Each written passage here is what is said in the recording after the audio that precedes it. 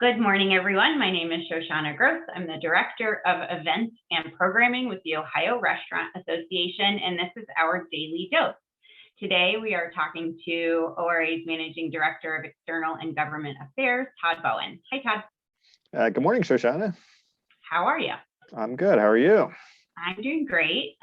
So thanks so much for being here today to talk about the ever-changing landscape of everything that's going on in terms of our advocacy efforts for the industry.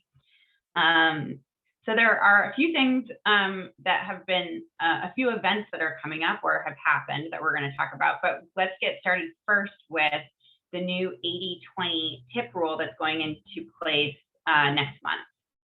Yeah, thanks, Shoshana. So I wanted to lead off with this one just because of all the things we're going to talk about. It probably has been talked about the least. And it's a new rule from the U.S. Department of Labor, and it has to do with tipped employees and when you're able to take the tip credit. This will go into effect on December 28th, and it's fairly complicated, but to me, there are really two things to know. Number one, what this rule does is it more distinctly differentiates between tip supporting work and direct tip producing work.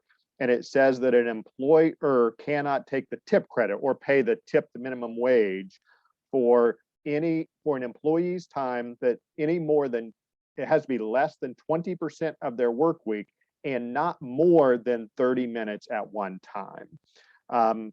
So if you have an employee and you do have them doing some tip supporting work, so that would be things like rolling silverware or preparing the dining room before the shift opens, and it's longer than 30 minutes, you need to pay them the full minimum wage. So, what that might mean to an employer is you need to either make sure that you do not have folks on the clock for longer than that period of time, or have a way that they can log in and be paid the full minimum wage for their tip supporting work, and then the tipped wage for their tip producing work.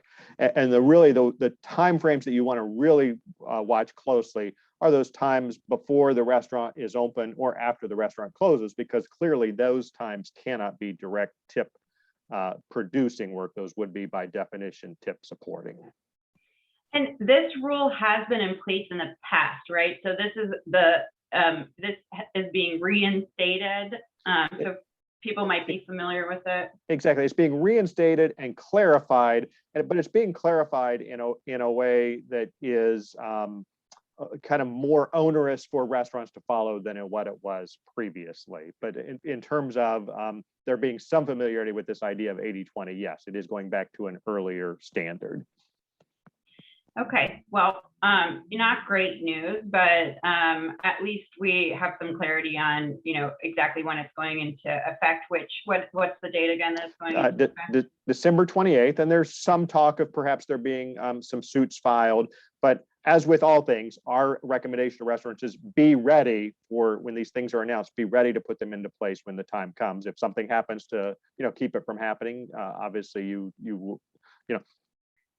could deal with that. But definitely start getting ready. Yeah. And call us if you have additional questions. We're trying to stay up to speed on all of these changing issues. Fantastic.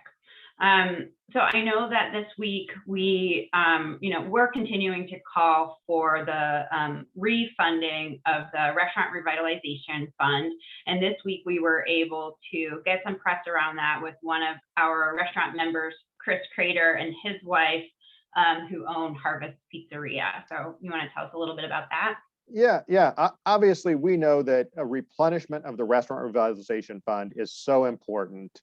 In Ohio, 6,804 eligible restaurants applied and were not funded, and about 2,200 were funded.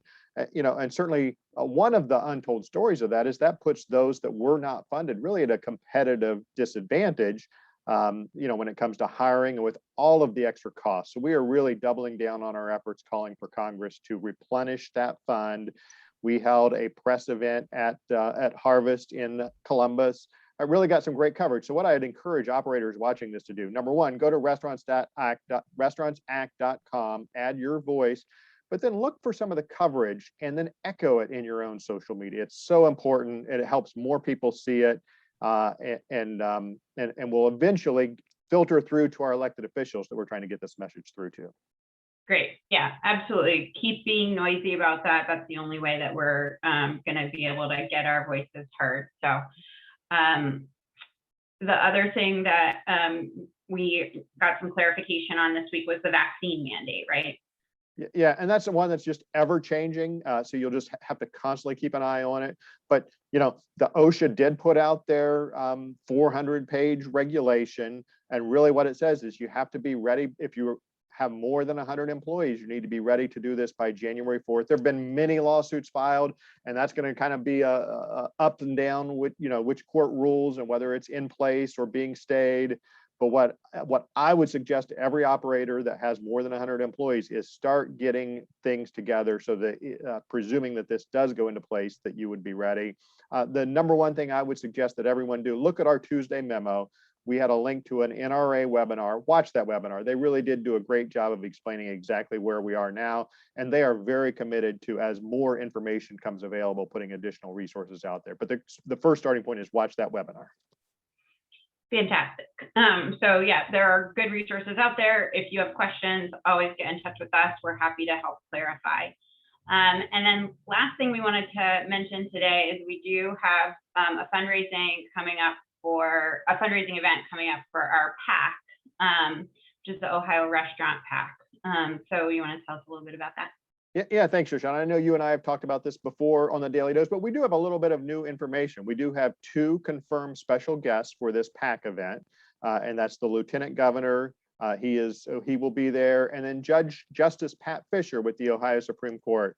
It's just really important how much influence the courts can have on legislation and what's allowed, and it'll be really great to have him talk to us about that firsthand.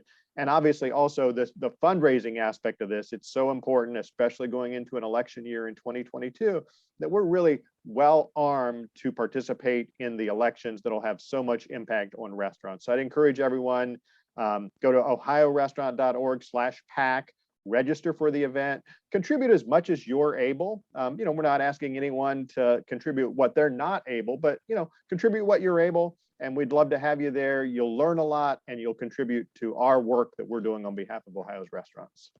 Absolutely. And a reminder that for all of our PAC events, contributions come from individuals for this.